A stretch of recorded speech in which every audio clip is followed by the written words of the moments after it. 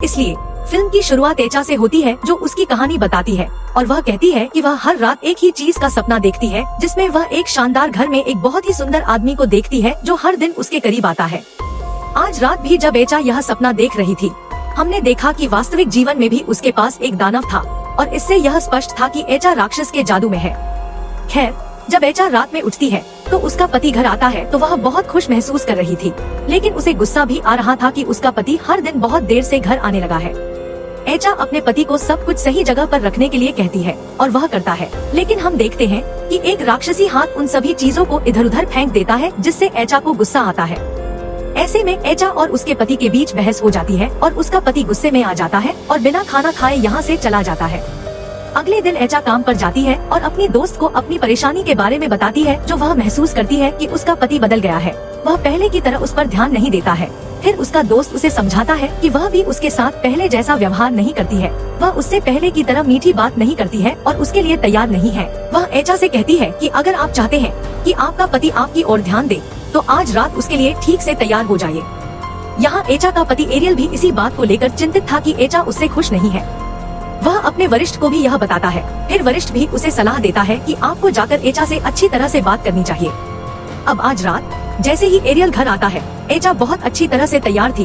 वह भी उससे दयालुता से बात करती है और आज उनका दिन बहुत अच्छा है, क्योंकि एचा चाहता था कि एरियल उससे प्यार करे। एरियल भी उससे प्यार करता है, लेकिन इस दौरान हम उन दोनों के साथ उस दानव को भी देखते हैं। खैर, एचा अब सो जाती है और अपने सपने में वह फिर से उसी सुंदर आदमी को देखती है और आज रात वह सुंदर आदमी गुस्से में था। वह एचा से कहता है कि तुम मेरे नियंत्रण से बाहर नहीं जा सकते। एचा यह सुनकर डर से अपनी आंखें खोलती है। सपने में उस आदमी ने उसके पेट पर एक फूल भी रखा था। एचा डर से जागी और देखा कि उसके बिस्तर पर फूल पड़ा था और अब उसका पति एरियल वहाँ नहीं था। एचा जब नीचे गई तो एरियल ने उसके लिए नाश्ता तैयार किया था। वे दोनों अपनी पिछली गलतियों के लिए एक दूसरे से माफी मांगकर एक नया जीवन शुरू करने का फैसला करते हैं।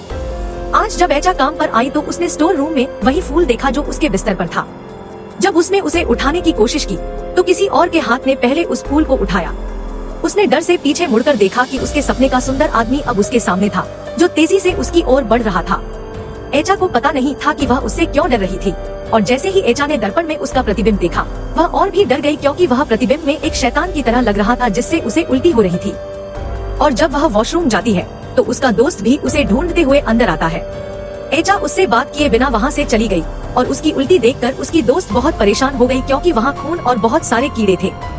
शाम को एचा अपनी बहन से मिलती है और उनकी बातचीत से हमें पता चलता है कि एचा बच्चों से प्यार करती है, लेकिन स्वस्थ होने के बावजूद अब तक उसकी कोई संतान नहीं थी और डॉक्टर उन्हें कुछ दवाएं भी लिख रहे थे। वह अब एरियल को अपनी दवाएं लाने के लिए कहती है और जैसे ही उसे एचा का संदेश मिलता है, वह एचा को अपनी खाली इमारत में देखता है। वह हैरान हो जाता है और उसे बुलाता है। फिर एचा भागने लगता है। वह भी उसके पीछे भागता है और देखता है कि एचा की उपस्थिति अचानक रहस्यमय हो गई। उसका पेट फूल गया, वह गर्भवती हो गई और चिल्लाते हुए उसके बच्चे का भी जन्म हुआ, जो बिल्कुल शैतान था। वह बच्चा अब एरियल की ओर बढ़ने लगता है और एचा डरावने तरीके से एरियल की ओर मुस्कुराता रहता है। उस बच्चे से खुद को बचाने के लिए एरियल भागता है और अपने वरिष्ठ से टकरा जाता है। वह वरिष्ठ को सब कुछ बता रहा था कि एचा उसके पीछे कैसे था, लेकिन अब उन्होंने पीछे मुड़कर देखा तो पीछे कोई नहीं था। एरियल छुट्टी लेता है और घर आता है, जहां वह देखता है कि एचा सामान्य थी और वह उससे सामान्य रूप से बात कर रही थी, लेकिन एरियल उसके साथ अजीब व्यवहार कर रहा था और उसने भी ऐसा महसूस किया। वह एचा को कल सुबह हेल्थ केयर नर्स को फोन करने के लिए कहता है और यह कहते हुए वह सोने जाता है। सोते समय भी वह रात में देखे गए सभी दर्शन देख रहा था, जिससे वह बार बार डर महसूस कर रहा था। सुबह वह महिला जिसे एरियल ने फोन किया था आती है और एचा की मालिश करने लगती है और ऐसा करते हुए वह एरियल को बताती है कि एचा 3 महीने की गर्भवती थी। यह सुनकर एचा बहुत खुश हो गया, लेकिन एरियल बहुत दुखी हो गया। वह 3 महीने की गर्भवती नहीं हो सकी, क्योंकि एरियल और एचा 6 महीने से करीब नहीं थे। एरियल अपने वरिष्ठ के साथ इन सभी बातों पर चर्चा करता है। फिर उसका वरिष्ठ भी उसे इन सभी चीजों के बारे में एचा से बात करने की सलाह देता है। यहाँ एचा बहुत खुश थी, जैसे कि उसे कोई खजाना मिल गया हो। वह खुशी से अपने सभी सहयोगियों को अपनी गर्भावस्था के बारे में बताती है, लेकिन हम देखते हैं कि एचा की दोस्त आज खुश नहीं थी। वह एचा के लिए चिंतित थी, क्योंकि पिछले दिन उसने एचा की उल्टी में कीड़े और खून देखा था, जो एक अच्छा संकेत नहीं था। लेकिन एचा बहुत खुश थी, इसलिए उसने अपने दोस्त की सभी चीजों को नजरअंदाज कर दिया। यहाँ पार्किंग में एरियल ने एक कार के अंदर से एक बच्चे के रोने की आवाज सुनी। जब वह गया और एक रोशनी के साथ कार की जांच की, तो उसने कार में एक दुष्ट बच्चे को देखा। यह देखकर वह डर से यहाँ से भाग जाता है और जैसे ही वह भागता है हम देखते हैं कि पीछे दानव उस बच्चे को अपने हाथों में पकड़े हुए था। घर जाने के बाद एरियल एचा के फोन की जांच करता है क्योंकि उसे एचा पर संदेह हो रहा था और उसे उसके फोन में एक लड़के की बातचीत भी मिलती है। जब वह एचा से इस बारे में पूछता है तो वह उसे बताती है कि यह लड़का उसका बचपन का दोस्त था जो अपनी पत्नी के साथ लड़ाई के बाद उससे बात कर रहा था। उसके और एचा के बीच ऐसा कुछ नहीं था। अब वह समझ रही थी कि एरियल उस पर संदेह क्यों कर रहा था, इसलिए वह गुस्से में एरियल से कहती है कि कल हम प्रयोगशाला में जाएंगे और परीक्षण कराएंगे और मैं साबित करूंगा कि यह बच्चा आपका है। एचा से सहमति जताते हुए वे सुबह अस्पताल पहुंचते हैं, जहां जब डॉक्टर एचा की जांच करता है तो यह पाया जाता है कि एचा बिल्कुल भी गर्भवती नहीं थी। तो यह सब क्या हो रहा था? डॉक्टर बताता है कि जब कोई लड़की मां बनना चाहती है और इसका जुनून बना लेती है तो अक्सर उसके शरीर में ऐसे बदलाव आने लगते हैं कि वह सोचने लगती है कि वह गर्भवती है। हेल्थ केयर नर्स ने उसे यह भी बताया कि वह सिर्फ उसके शरीर के आकार को देखकर गर्भवती है, हालांकि ऐसा कुछ नहीं था। यह सब सुनकर एचा और भी परेशान हो जाती है और एरियल बहुत दुखी हो जाता है कि वह एचा पर अनावश्यक रूप से संदेह करता है। एचा परेशान हो गया। वह जाती है और अपने दोस्त को सारी बात बताती है। उसका दोस्त उसे बताता है कि आपके साथ जो कुछ भी हो रहा है वह सही नहीं है। यही कारण है कि वह एचा को अपनी शिक्षिका जेनी के पास ले जाती है। जैसे ही जेनी एचा को देखता है वह एचा के पीछे उसी राक्षस को देखता है और वह समझता है कि एचा के साथ एक बड़ी परेशानी है। अब वह एचा और उसके दोस्त को अंदर बुलाता है और उन्हें ऐसे दिग्गजों के बारे में बताने लगता है जिनका काम लोगों के वैवाहिक जीवन को खराब करना है। यहाँ वह एचा से पूछता है कि क्या आपको कोई सपना या भ्रम है।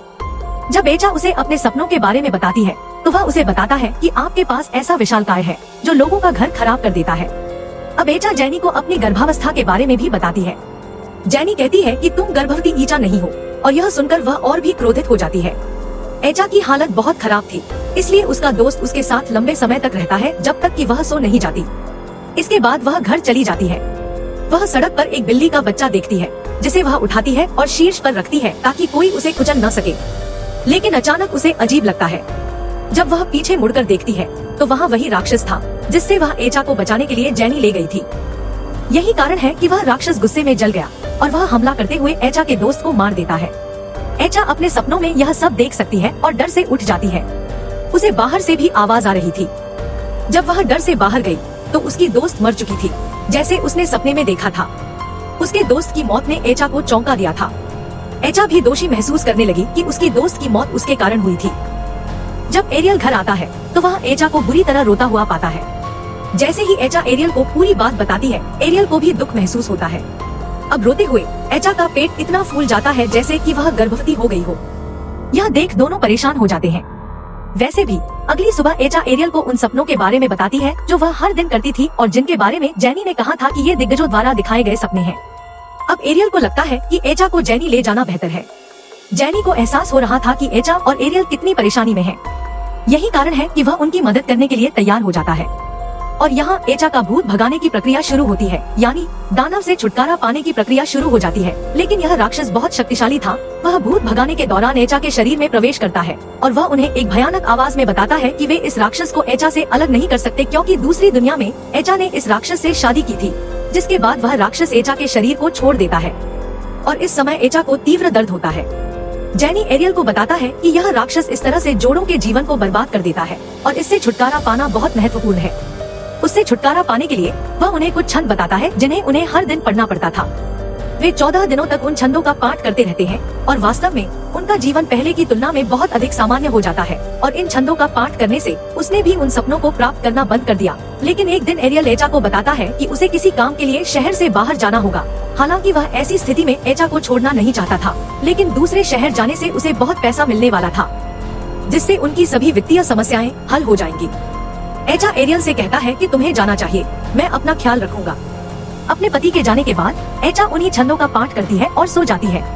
लेकिन हम आज रात उसके घर में एक अजीब सा रूप देखते हैं। वह राक्षस वापस आ गया था और वह एरियल के एचा से दूर जाने का फायदा उठाने जा रहा था। जब एचा सुबह काम पर चली गई तो उसके सभी सहयोगियों की आंखें बदल गईं। वे डरावने तरीके से एचा की ओर बढ़ने लगे और रहस्यमय आवाज में कहने लगे कि एचा, तुम मुझे छोड़ नहीं सकते। एचा इन सब बातों से बहुत डर जाती है और वह रात में अपनी बहन को घर बुलाती है। एचा ने अब कॉल पर एरियल से इन सभी घटनाओं के बारे में बात की थी कि यह सब उसके साथ हुआ था। अब एरियल एचा की बहन को बुलाता है और वह उसे बताती है कि जो कुछ भी होता है आपको एचा को सोने नहीं देना चाहिए, क्योंकि ऐसा पहले भी हुआ था कि जब उसका दोस्त उसे जेनी ले गया था। एचा के सो जाने के बाद विशालकाय ने एचा के दोस्त को मार डाला था और अब अगर एचा सो गया तो विशाल निश्चित रूप से उन दोनों पर हमला कर सकता है। वह एचा को बात करने में व्यस्त रखती है, लेकिन बात करते समय एचा इतनी गहरी नींद में आ जाती है कि वह विरोध नहीं कर सकती। उसकी बहन उसे बहुत जोर से हिलाकर जगाने की कोशिश करती है। जब एचा नहीं जागती है तो दैत्य अचानक उसकी बहन पर हमला कर देता है। वह पहले उसके कंधे को छूता है और फिर उसे उठाकर बिस्तर से नीचे फेंक देता है। एचा की बहन डर से कमरे से बाहर आती है। फिर कोई अदृश्य व्यक्ति उसे उठा लेता है और उसे दीवार पर तोड़ देता है और एचा की बहन वहीं बेहोश हो जाती है। जब एचा थोड़ी देर बाद उठती है तो उसका पेट फिर से सूज गया था और वह बहुत दर्द महसूस कर रही थी। यह देखकर वह गुस्से में आ गई और वहाँ से नीचे उतरने लगी। उसने अपनी बहन को सीढ़ियों के पास गिरते हुए भी नहीं देखा, जो इस समय बेहोश थी।